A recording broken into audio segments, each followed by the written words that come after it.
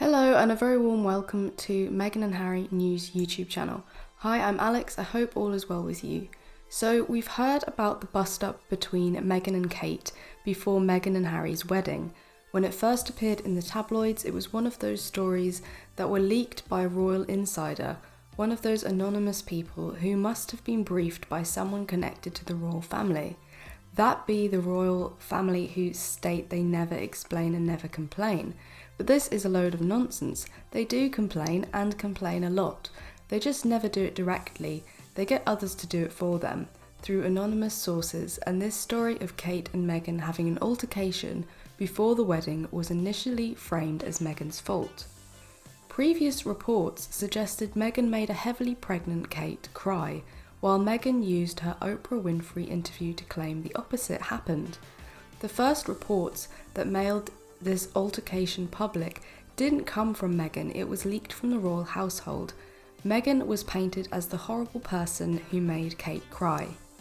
The claims from insiders were that the two women disagreed about a detail of the outfits, leaving Kate, who was pregnant with Prince Louis at the time, in tears. Of course, this version of events turned out to be the complete opposite. What do you expect from the spin doctors and the media? It turned out it was Meghan who was the one who ended up crying and crying because of the unreasonable diva demands of Kate Middleton, which she partially revealed in the Oprah interview. This once again shows how the royal rota, the PR team at the firm, will take the truth and reverse it in order to fulfill their press's agenda, which has been now for many years a full-out-and-out smear campaign against Meghan and Harry in order to diminish their popularity and to distract the public from noticing that they have not only left the royal family but stopped taking money from the public and are financially independent. The smear campaign is all about distracting people so they don't ask the simple question, why did the British public give money and fund one of the richest families in the world? A question that is made all the more obvious when you can see how easy it is for Meghan and Harry to fund themselves and be financially independent. And now, the truth and the full details of this altercation between Meghan and Harry has been revealed in Harry's new book Spare. We see Harry reveal what exactly happened. So it states that Harry wrote that Kate Middleton texted his wife the week of their nuptials about a problem with daughter Princess Charlotte's frock for the occasion. The French haute couture dresses had been hand-sewn based solely on bridesmaids' measurements, so it made sense that they would need some tweaks. Harry wrote of the pint-sized designs which were custom-made by Givenchy, then creative director Claire White Keller, who also created Markle's wedding dress. Meghan then replied to Kate Middleton and told her to bring Charlotte, who was 7 years old at the time. Meghan told her to bring her to the palace where a tailor was waiting to perform alterations for all 6 of the bridesmaids. According to Harry, this was not sufficient for the princess, who arranged a time for the two to talk. Charlotte's dress was too big, long and baggy, Middleton allegedly told Meghan, adding that the youngster burst into tears when she tried it on. When Meghan reiterated that Middleton should bring Charlotte to the tailor on standby for alterations, Harry wrote, the princess told her that all the bridesmaid dresses needed to be completely remade, with 4 days to go until the wedding. According to Harry, Middleton also said her own wedding dress designer, Alexander McQueen's Sarah Burton, agreed with her assessment. When Kate Middleton after much complaining, agreed to visit the tailor with Charlotte, Harry wrote he later found Meghan in tears on the floor following the altercation.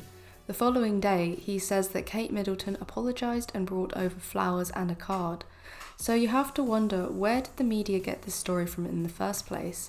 Obviously briefed from an insider, and whoever told them, why did they completely tell it in the complete opposite way that it actually occurred? Obviously to make Meghan look bad, whilst simultaneously making the royal family look good. Funny that it turns out it's the complete other way round. Harry's honesty is also on display in a new clip from the 60 Minutes interview where he admits to being bigoted in the past. This is something the royal family could learn from, admitting to mistakes in the past. In an interview airing this Sunday on 60 Minutes, Prince Harry says he was incredibly naive about how the British press would treat his relationship with his now wife Meghan Markle. Harry also noted the relationship has given him a new awareness. What Meghan had to go through was similar in some part to what Princess Kate and what Queen Consort Camilla went through. Very different circumstances, Harry told Anderson Cooper in a clip from the interview released Thursday. But then you add in the race element, which was what the British press jumped on straight away. I went into this incredibly naive. I had no idea the British press was so bigoted. Hell, I was probably bigoted before the relationship with Meghan. You think you were bigoted before the relationship with Meghan? Cooper asked. I don't know, Harry said. Put it this way, I didn't see what I now see. It's also good to see Harry driving home the message about the leaking of stories, which the Kate and Meghan story is a good example. Harry says in the interview, every single time I've tried to do it privately, there have been briefings and leakings and planting of stories against me and my wife, Harry told Cooper. You know, the family motto is never complain, never explain, but it's just a motto. There's a lot of complaining and a lot of explaining being done through leaks, Cooper said. They will feed or have a conversation with the correspondent, Harry explained, and that correspondent will literally be spoon-fed information and write the story. And at the bottom of it, they will say that they've reached out to Buckingham Palace for comment, but the whole story is Buckingham Palace commenting. So when we're being told for the last 6 years, we can't put a statement out to protect you, but you do it for other members of the family, there becomes a point when silence is betrayal. Let us know what your opinion is in the comments, and I will be back with another video very soon.